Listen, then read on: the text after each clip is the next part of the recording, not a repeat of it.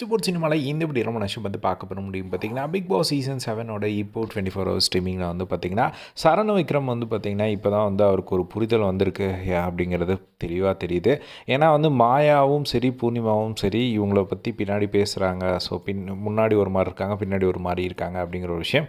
So மாயா கண்டிப்பாக இருக்காங்க, but Purnima வந்து இவங்கள உண்மையான ஒரு ஃப்ரெண்டாக தான் பார்க்குற மாதிரி நிறைய இடங்கள்ல இருக்குது. பட் இருந்தாலும் அவங்களும் வந்து நிறைய இடங்களில் வந்து பேசியிருக்காங்க. ஸோ இன்றைக்கி வந்து அவங்க வீட்டில் வந்து சொல்லிட்டு போயிட்டாங்கல்ல, இந்த மாதிரியான விஷயங்கள் வந்து நீ பார்த்துக்கோ, அவங்க உண்மையாக இல்லை பின்னாடி பேசிகிட்டு இருக்காங்க, ஸோ நீ அதெல்லாம் உஷாராரு அப்படின்னு சொல்லிட்டாங்க. இப்போ வந்து அதை பற்றின ஒரு புரிதல் வந்துருச்சு அப்படிங்கிறது தான் தோணுது. ஸோ இப்போ வந்து மணிக்கிட்டலாம் வந்து சொல்லிட்டு இருந்தாங்க.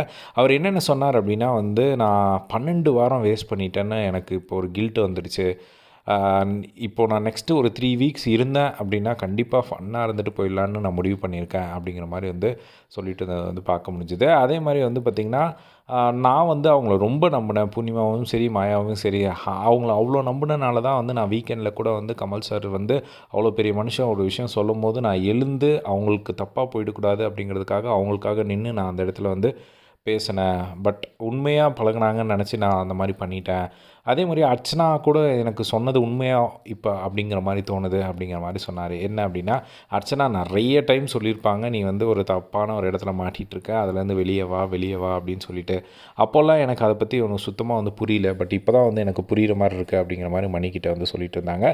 அதே மாதிரி வந்து எல்லாமே கேமாக வந்து ஒரு பிளான் பண்ணி ஆடுறாங்கங்க அப்படிங்கிற மாதிரி வந்து சொல்கிறாங்க. அது மணி வந்து சொல்கிறாரு இதெல்லாம் சரவணன்கிட்ட. அவங்க வந்து பார்த்திங்கன்னா எல்லா விஷயத்தையும் பண்ணிவிட்டு இதை ஜஸ்ட் கேமுன்னு சொல்லிடுறாங்க. அதுதான் அவங்க பண்ணுற ஒரு பெரிய ஸ்ட்ராட்டஜி. உன்னை அவங்க கூட இருந்து வெளியே எடுக்கணும்னு நான் இவ்வளோ வந்து ட்ரை பண்ணேன், ஆனால் நீ வந்து அது இடமே கொடுக்கல அதுக்கு அப்படிங்கிற மாதிரி வந்து மணி வந்து விக்ரம்கிட்ட சொன்னதை பார்க்க முடிஞ்சுது.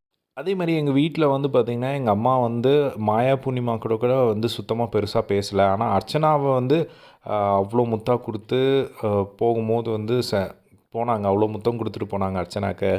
அப்போ தான் வந்து அவங்க சொன்னாங்க என்ன அப்படின்னா வந்து, கமல் சார் சொல்கிறத நீ நம்பு, அதே மாதிரி வைல்ட் கார்டில் வந்து அர்ச்சனா, அதாவது வைல்ட் கார்டில் வந்தவங்க சொன்னதை நம்பு, மற்றபடி நீ யாரையும் நம்பாத அப்படிங்கிற மாதிரி வந்து ஒரு விஷயம் சொன்னாங்க. அதாவது யாராவது ஒரு விஷயம் சொல்கிறாங்க உனக்கு அப்படின்னா, ஏன்னா அவங்களுக்கு தான் வெளியே என்ன நடக்குதுன்னு தெரியும், அதுலேருந்து சொல்லுவாங்க. ஸோ அதனால் நீ நம்பு அப்படிங்கிற மாதிரி அவங்க அம்மா சொல்லிட்டு போனதாக வந்து சொன்னாங்க.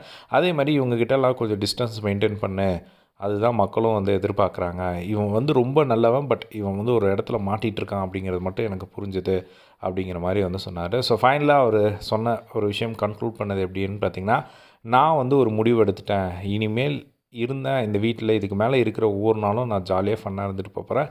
அவங்களெல்லாம் நம்ப போகிறது கிடையாது.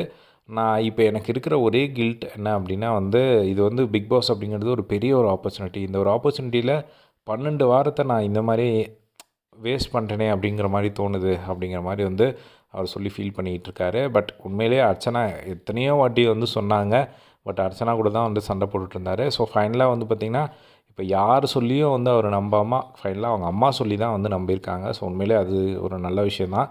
ஏன்னா சொல்ல வேண்டியவங்க சொன்னால் தான் நம்புவாங்க அப்படிங்கிற ஒரு விஷயமும் வந்து இருக்குது. இவருக்கு புரிதல் இல்லை அப்படிங்கிற பட்சத்தில் நெக்ஸ்ட்டு அடுத்த இடத்துல கண்டிப்பாக வந்து பேரண்ட்ஸ் தான் இருக்காங்க. ஸோ அங்கே அவங்க சொன்னதுக்கப்புறம் அட்லீஸ்ட் இப்போவாது நம்பினாரே அப்படிங்கிற ஒரு சந்தோஷம் தான் இருக்குது அப்படின்னு தான் சொல்லணும். ஸோ நீங்கள் என்ன நினைக்கிறீங்க இதை பற்றி அப்படிங்கிறத கமெண்ட் பாக்ஸில் ஷேர் பண்ணுங்கள். இதே மாதிரி எல்லா பிக் பாஸ் அப்டேஷன் தெரிஞ்சுக்க நம்மளோட சேனலை சப்ஸ்கிரைப் பண்ணி சப்போர்ட் பண்ணுங்கள். தேங்க்ஸ் ஃபார் வாட்சிங். Yes by.